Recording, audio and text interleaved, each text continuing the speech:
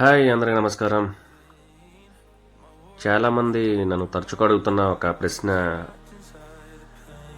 గేదెల ఫారంలో ఈ ఫామ్ ఆయిల్ స్లడ్జు మరియు బీరు పొట్టు వాడొచ్చా, వాడకూడదా? ఇది వాడటం వల్ల చాలా కాంప్లికేషన్స్ వస్తున్నాయి. గేదెలు ప్రెగ్నెంట్ అవ్వట్లేదు, గేదెలకు క్యాన్సర్ వస్తుంది,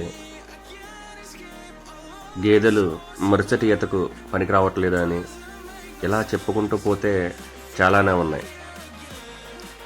ఇక్కడ మనం ఒకటి గుర్తుపెట్టుకోవాలి.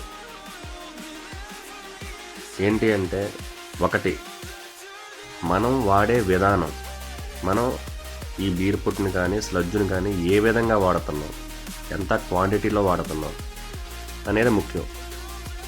ఇక్కడ చాలామంది చేసే పెద్ద తప్పు ఏంటంటే అతి. ఇక్కడ అతి అనేది ప్రతి విషయంలోనూ ప్రమాదకరమే. ఉదాహరణకి మీకు అర్థం అవడం కోసం చెప్తున్నాను. మీరు అతిగా మంచినీళ్ళు తాగినా సరే అది మీకు ప్రమాదంగానే మారుతుంది. సో ఇక్కడ గేదె కెపాసిటీని మించి మీరు దానా పెడుతున్నప్పుడు ఖచ్చితంగా వాటికి కొన్ని ప్రాబ్లమ్స్ తలెత్తుతాయి. సాధారణంగా మనం గేదెకి సుమారుగా 3 కేజీల దానా మాత్రమే పెట్టాలి. కానీ ఇక్కడ చాలామంది ఆశతో ఏం చేస్తూ ఉంటారు అంటే, ఆ దానా పెట్టే టబ్బుల్లో నిండగా దానా తీసుకెళ్ళిపోతూ ఉంటారు. సుమారుగా 7 కేజీల నుండి 10 కేజీలు దానా అయిపోతుంది. ఆ దానా తినడం వల్ల అది దానికి అవుతుంది. అది కాక దాన్ని డైల్యూట్ చేయరు. డైరెక్ట్గా బీర్ పొట్టుని కానీ స్లడ్జ్ని కానీ డైరెక్ట్గా టబ్బులో వేసుకుని తీసుకెళ్ళిపోయి అలా డైరెక్ట్గా పెట్టేస్తారు.